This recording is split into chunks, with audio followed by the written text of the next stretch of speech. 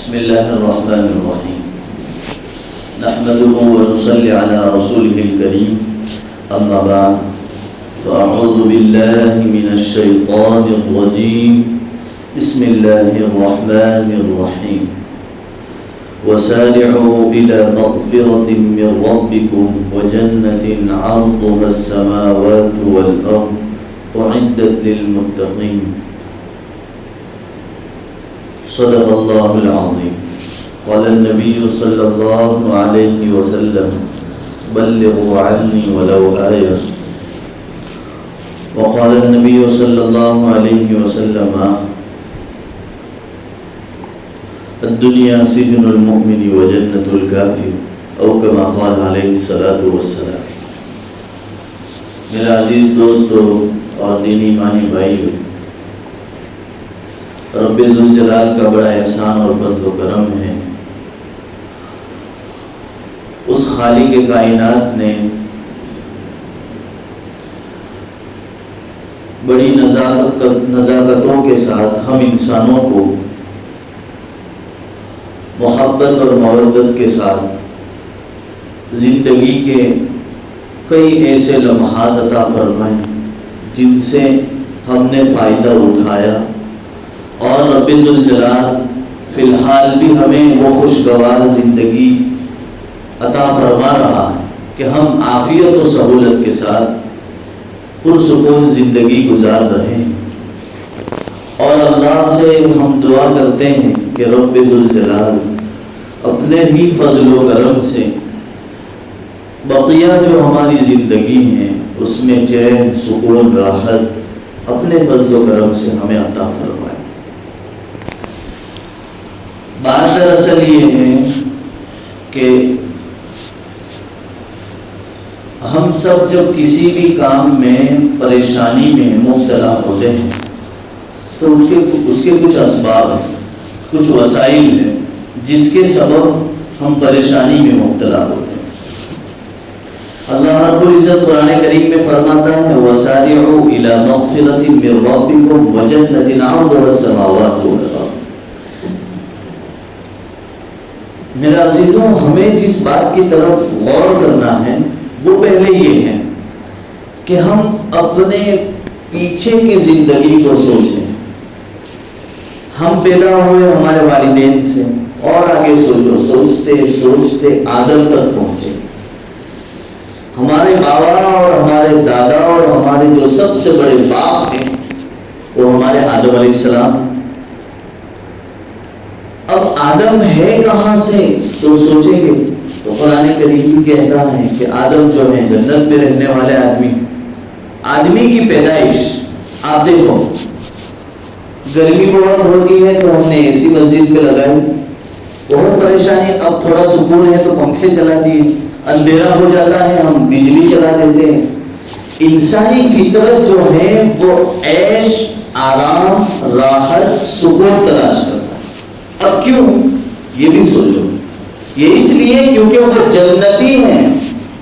ہماری پیدائش، ہماری اصل وطن، ہمارا جائے پیدائش، جہاں ہماری پیدائش ہونی ہے، ہم جہاں سے ہیں، ہمارا اصل وطن، ہمارا گھر جو ہے وہ جنت ہے۔ ہمارے بابا جنت ہیں، آدم علیہ السلام جنت سے آئے ہیں۔ ہمارا اصل وطن کہاں ہے؟ وَسَارِعُوا إِلَىٰ مَغْفِرَةٍ مِّن رَّبِّكُمْ وَجَنَّةٍ عَرْضُهَا السَّمَاوَاتُ وَالْأَرْضُ۔ اللہ کہتے ہیں تم گناہ بھی کرو اور پھر مجھ سے توبہ بھی کرو۔ ایسا نہ ہو کہ تم اتنے بڑے صوفی بن جاؤ کہ تم سے گناہ نہ ہو۔ اگر ایسا ہو گیا تو تم فرشتے ہو، ایسا ہو گیا تو تم فرشتے ہو، اور فرشتے ہم ہیں نہیں۔ ہم کو تو اللہ نے مٹی سے پیدا کیا، ہم حضرت انسان ہیں، بابا آدم کی اولاد ہیں، ہم فرشتے نہیں ہیں۔ فرشتے کون ہیں؟ جن سے غلطی نہیں ہوتی۔ ہم سوچتے ہیں انسان کے وقت یہ تو بہت گنہگار، ہم سب بہت گنہگار ہیں۔ اللہ فرماتے ہیں، نبی صلی اللہ علیہ وسلم کی زبانی فرمایا کہ اگر یہ قوم گناہ نہ کرتی، یہ قوم اگر گناہ نہ کرتی تو اللہ فرماتے ہیں میں دوسری قوم کو پیدا فرماتا، دوسری قوم کو پیدا فرماتا، وہ گناہ بھی کرتی اور اللہ سے توبہ بھی کرتی۔ چلو اچھا ہے نا، ہم کو تو گناہ کرنے کا اس حدیث سے موقع مل رہا ہے، یہی بات سمجھ میں آتی ہے۔ اللہ کہہ رہے ہیں اگر قوم گناہ ہی نہ کرتی تو اس کا کیا مطلب ہے؟ میں دوسری قوم کو پیدا کرتا. مطلب اس سوال سے یہ نکلا کہ ہم کو گناہ کرنے چاہیے، یہی سمجھ میں آتا ہے. گناہ بنداس کرو، یہی سمجھ میں آتا ہے. ایسا نہیں ہے. باپ اپنے بیٹے کو دیکھتا ہے کہ یہ گناہ کر رہا ہے، یہ کام کر رہا ہے، یہ کام کر رہا ہے، اس کو ڈھیل دے رہا ہے، آپ ایسا نہ کرو، ایسا نہ کرو. اس کا مطلب یہ تو نہیں ہم اس کا غلط فائدہ اٹھائیں، بلکہ موقع دے رہا ہے تو سدھرنا چاہیے. اللہ کہہ رہا ہے کہ اگر تم سے غلطی بھی ہو جائے میں بیٹھا ہوں. آپ جیسے جس کے سر پر باپ کا سایہ ہوتا ہے اس کو ہم یتیم نہیں کہتے ہیں، اس کو ہم یتیم نہیں کہتے ہیں. اور جس کے سر سے جو ہے باپ کا سایہ اٹھ جاتا ہے ہم اس کو یتیم کہتے ہیں. کیوں ایسا ہے؟ اس لیے کہ باپ کا سپورٹ جب بیٹے کے پیچھے رہتا ہے چاہے بوڑھا ہو، لیکن باپ پیچھے کھڑا ہو کوئی ٹینشن نہیں ہے. باپ ہمارے پیچھے ہیں، ہمارا والد ہمارے پیچھے ہے، گھر کا سایہ ہمارے سر پر ہے. اللہ نبی صلی اللہ علیہ وسلم نے ایک موقع سے فرمایا کہ جو ہے یہ اولادوں پر جن کے ماں باپ ہوتے ہیں ان کے سر پر چھت ہے، ابھی چھت باقی ہے. موسیٰ علیہ السلام کے بارے میں جو ہے کتابوں میں لکھا ہے کہ جب تک تمہاری والدہ زندہ تھی اس وقت تک جو ہے اللہ کی رحمتیں برستی تھی. اے موسیٰ تم میری رحمتوں سے فائدہ اٹھاتا تھا، اب جب بھی دنیا کے اندر ایک قدم آگے بڑھے ذرا سنبھل کر اٹھانا. آج تیری ماں وہ نہیں ہے جو تیرے لیے دعائیں کیا کرتی تھی اور میری رحمت کی بارش ہوا کرتی تھی. یہ ہے سارے، یہ اللہ یعنی اس حدیث شریف سے اللہ ہمیں اپنا باپ، اللہ جو ہے حقیقت میں ہمارا، اسی لیے تو قرآن کریم میں کئی جگہ ہے. رب کے معنی کیا ہوتا ہے؟ پالنے والا. باپ کیا کرتا ہے؟ باپ کا ایک ترجمہ ہوتا ہے رب. کیوں؟ اس لیے کہ وہ پالتا ہے.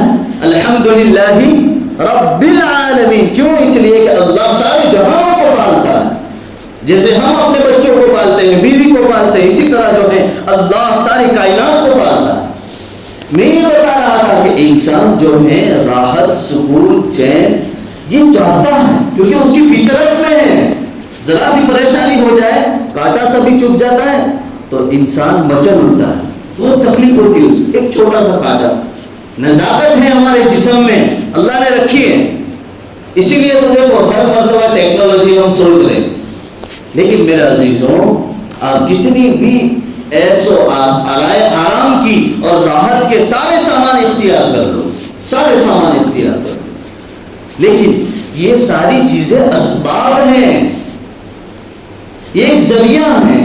اس سے آپ وہ راحت، وہ سکون حاصل نہیں کر سکتے. بس یہی ڈیفینیشن اپنے ذہن میں سمجھنا ہے. ہم نے یہ سمجھا ہے کہ ہماری دکان، ہمارے مکان، ہماری گھر، ہمارا کاروبار، ان سب چیزوں سے ہم اگر حاصل کر لیں گے تو ہم جو ہے وہ جنت والی فیلنگ ہمارے اندر آ جائے. نہیں، ایسا نہیں، ایسا نہیں.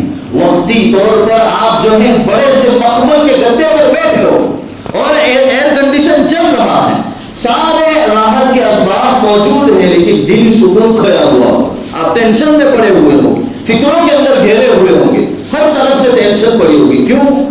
اس لیے کہ اسباب تو سارے اختیار کیے ہیں، لیکن مسبب الاسباب یعنی اللہ جو اسباب کو پیدا کرنے والا ہے اس سے یقین ٹوٹا، اسباب سے یقین جڑا، جس کی وجہ سے یہ ہوگا کہ ہم بے چین اور پریشان رہیں. یہ ہے اصل کہ ہم انسانوں کو یہ سمجھنا ہے. جیسے ہم نے قربانی کر لی تو ہم یوں سمجھے کہ ہم نے بڑی گھاڑ مان لی تو فجر میں ایک سب بھی نہیں ہوئی، فجر میں ایک سب بھی نہیں ہوئی. کیوں؟ اس لیے ہم نے قربانی کی ہے، بکرا ذبح کے اللہ پر بڑا احسان کیا ہے. اب کچھ تو آرام ملنا چاہیے، تو جو ہے ہم نے فجر ہی چھوڑ ڈالی. اللہ کے بندے اللہ کہہ رہے ہیں کہ موت جب تک نہ آ جائے وہاں تک عبادت کرتے ہی رہنا ہے، کوئی چھٹکارا نہیں ہے. راحت اور سکون جو ہے اللہ نے جنت اسی لیے رکھی ہے، جنت پاکٹ میں نہیں رکھی ہے بلکہ اس لیے رکھی ہے تاکہ آپ ساری مشکلات سے ہٹ کر جو ہے اللہ سے جڑ جاویں اور اسباب کو جو ہے سائڈ پر رکھ کر اسباب کو اختیار کرتے ہوئے اللہ سے تعلق پیدا کر لے. اس سے سکون حاصل ہو سکتا ہے، اس کے علاوہ نہیں. اس لیے میرے عزیزوں ہم نے اسبابوں کی بڑی فکر کی ہے. آج لوگوں کی نمازیں کیوں جا رہی، لوگوں کے حقوق برباد کیوں ہو رہے؟ کیوں؟ اس لیے کہ مجھے گھر بنانا ہے، مجھے گاڑی بنگلہ چاہیے، مجھے اور جتنی بھی آسائش کی، آرام کی، راحت کی جتنی بھی چیزیں چاہیے ہم حاصل کرنے میں لگے ہوئے، اس کے اندر ہماری زندگی کی عمریں ختم ہو رہی ہیں، پھر بھی حاصل تو نہیں ہو رہا۔ سکندر کے ہاتھ میں کیا تھا؟ ساری سلطنت تھی، اس کے باوجود اسی نے تو کہا تھا کہ دونوں ہاتھ میرے خالی رکھ دینا، تاکہ پوری امت کو پتا چلے کہ جو ہے ساری سلطنت ہونے کے باوجود میں خالی ہاتھ دنیا سے جا رہا ہوں، کوئی سکون حاصل نہیں ہو سکتا۔ اسباب سارے ہوں اور ہمیں کامیابی حاصل ہو جائے یہ بھی ضروری نہیں۔ قارون اور فرعون کے پاس ساری سلطنت تھی، اس کے باوجود اللہ نے 40 برس تک اس کے سر میں درد نہیں دیا۔ فرعون کو 40 سال تک اس کے سر میں درد نہیں ہوا۔ سوچو کہ کتنا فٹنس اور کتنا فٹ فاٹ آدمی ہوگا، اور اسی ایسو آرائش اور آرام کی وجہ سے اسے یہ لگنے لگا کہ جو ہے میں بہت بڑا ہوں، مجھے کچھ نہیں ہو سکتا۔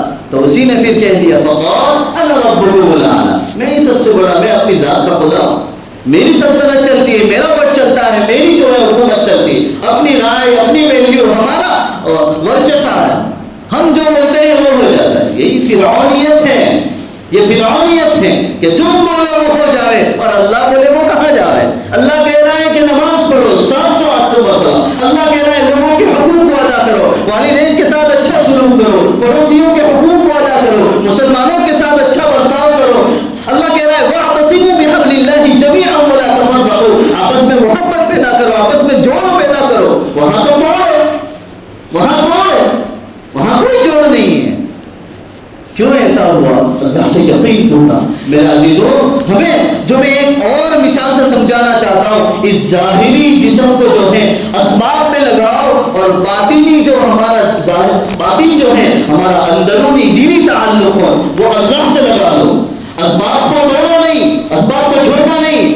آپ کہہ رہے ہو اسباب، کھانا اسباب ہے، بیوی اسباب ہے، دکان مکان گھر بار سارا اسباب ہے، یعنی اس کے ذریعے سے ہم راحت سکون چین حاصل کر سکتے ہیں، وقتی طور پر ہمیں آرام مل سکتا ہے، یہ اسباب ہیں۔ تمام نبیوں نے جو ہے وہ اسباب کو اختیار کیا۔ نبی صلی اللہ علیہ وسلم نے 11 شادیاں کر شادی والا تعلق بتایا کہ کیسے زندگی گزارنی ہے، اولادوں کے ساتھ کیسے زندگی گزارنی وہ بتایا، یہ اسباب اختیار کیے۔ حضور صلی اللہ علیہ وسلم نے کھانا بھی کھایا، سوئے بھی، پیشاب پخانا بھی کیا، سب کچھ ہوا، اسباب سارے اختیار کیے۔ اسباب کو چھوڑنا نہیں، اسباب کو اختیار کرو، لیکن اسباب کو ہمارے اس کے ساتھ جوڑ نہ دو۔ ہم کیا کر رہے ہیں کہ یہی کاروبار کے اندر جب اسباب آیا، یعنی گراہک آ گیا، ہمارا کوئی کام کاج ہو گیا، چاہے کھیتی باڑی کا ہو، چاہے کاروبار کا ہو، چاہے بزنس کا ہو، کوئی بھی چیز، وہ چیز جو اللہ سے بے تعلق کر رہی ہے وہ غیر ہے، وہ اللہ سے ہمیں بے تعلق کر رہی ہے، تو وہ اسباب کو توڑ رہے ہیں۔ اب کیا ہوا؟ ہم نے اس کی وجہ سے اللہ کے حکم کو توڑ دیا، اس کی وجہ سے اللہ کے حکم کو توڑا۔ اس لیے ظاہری جسم جو ہے اسباب کو اس کے لیے لگا دو اور باطن کو یعنی اپنے دل کو اللہ سے جوڑ لو کہ جو ہے میرا اللہ ہی سب کچھ کرے گا، میرا اللہ ہی سب کچھ سدھارے گا۔ دیکھو یونس علیہ السلام جو ہے مچھلی کے پیٹ میں تھے، اسباب کیا کہہ رہے ہیں آپ بتاؤ؟ اسباب یہ کہہ رہے ہیں کہ غالباً کم زیادہ 40 دن تک یونس علیہ السلام مچھلی کے پیٹ میں۔ کچھ دن پہلے کی نیوز دیکھ لو، سبمرین ڈوب گئی، ساری ہائی ٹیکنالوجی استعمال کرنے کے باوجود جو ہے اللہ نے یہ بتایا کہ اگر میرا حکم نہیں چلتا ہے تو آپ کتنی بھی ہائی ٹیکنالوجی استعمال کر لو، اگر میں نے ڈبانے کا، میں نے غرق کرنے کا، میں نے جو ہے زوال دینے کا حکم دیا ہے، آپ کتنا بھی استعمال کر لو مجھ سے آگے نہیں بڑھ سکتے، میرا اللہ کہہ رہا۔ ڈبا دیا ان کو، اور یونس علیہ السلام کو کوئی اسباب نہیں، کوئی ٹیکنالوجی نہیں، جو ہے پانی کا اندھیرا، مچھلی کے پیٹ کے اندھیرا، اس کے باوجود اللہ نے 40 دن تک زندہ رکھا۔ لا الہ الا انت سبحانک انی کنت من الظالمین۔ یہ پڑھتے رہے۔ اللہ جو ہے اسباب کا محتاج نہیں ہے، اللہ الصمد، اللہ اسباب کا محتاج نہیں۔ یہی چیز ہوئی جس کی سنت کو ہم نے ابراہیم کی سنت کو ادا کیا۔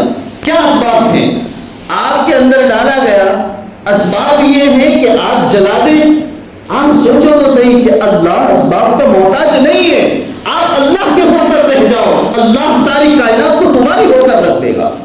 ہو کر تو دیکھو ابراہیم نے ہو کر دکھایا تو جو ہے گل گلزار آگ کو بنا دیا اور اللہ کا حکم آ گیا قلنا یا نار کونی بردا وسلام علی ابراہیم. اللہ کہہ رہا ہے یار تو میرے حکم پر چلتی ہے, میرے لاڈلے کو جلانے کی, میرے لاڈلے کو جسم کو ٹچ کرنے کی بات تو دور ہے, تیری آگ تیرے اندر تو گرمی ہے لیکن تو اتنے ٹیمپریچر پہ ہو جا کہ نہ میرے ابراہیم کو گرمی لگے نہ ٹھنڈی لگے. سلام بردا وسلام علی ابراہیم, نہ اتنی ٹھنڈی ہو جا کے جو ہے کانپنے لگے, نہ اتنی گرم ہو جا کے جسم جلنے لگے, بلکہ جو ہے نارمل ٹیمپریچر پر جو ہے ابراہیم علیہ السلام کو جو رکھا ہے. اسباب یہ کہہ رہے ہیں کہ آگ جلا دیتی ہے, اسباب یہ کہہ رہے ہیں کہ چھری اسماعیل پر چلتی ہے تو چھری کا کاٹنے کا کام ہے, اسباب یہ کہہ رہی ہے کہ فرعون کے پاس ساری حکومت ہے تو کامیابی کا ولولہ ہے, اسباب یہ کہہ رہی ہے کہ یونس علیہ السلام مچھلی کے پیٹ میں ہے, موت کا سارا جو ہے واقعہ سامنے ہے, لیکن اس کے باوجود اسباب ایک طرف ہے, ان الحکم الا للہ ایک طرف, یہ اللہ ہے, یہ اللہ ہے. میرے عزیزوں یہ ہم مسلمان ہیں, اس رب کے, اس رب کو ماننے والے ہیں جو اللہ سارا کنٹرول رکھتا ہے.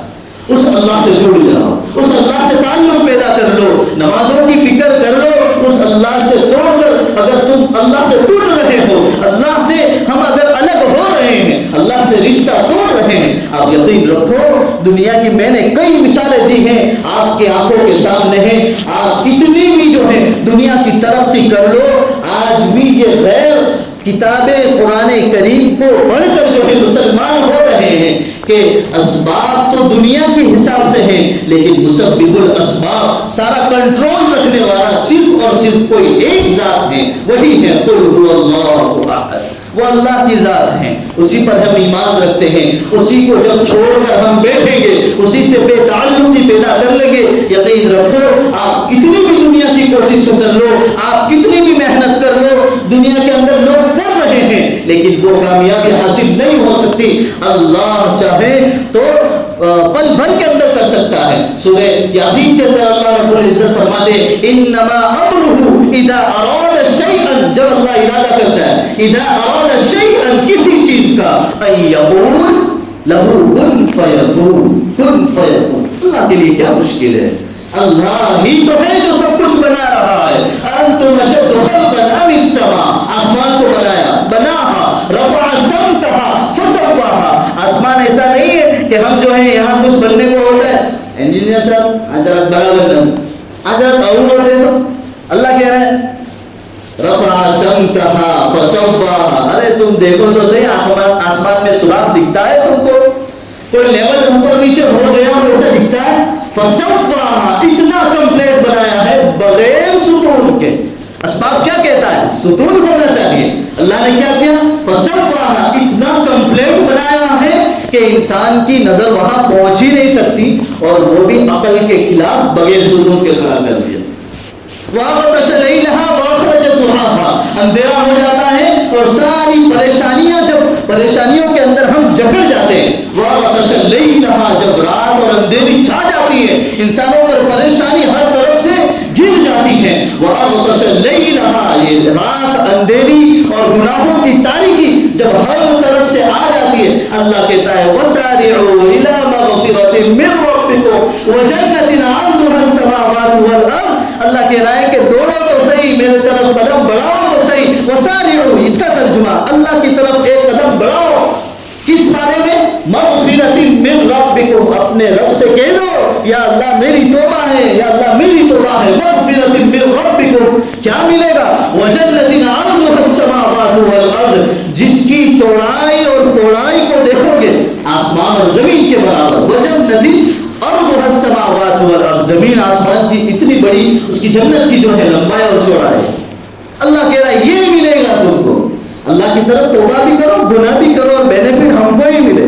ایسا رب کہیں مل سکتا ہے, ایسا اللہ کہیں مل سکتا ہے, ایسا مالک کہیں مل سکتا ہے جو خود کہتا ہے کہ تم گناہ کرو اس کے بعد توبہ کرو, میں ہی تم کو جنت دوں گا. یہ اللہ کہہ رہا.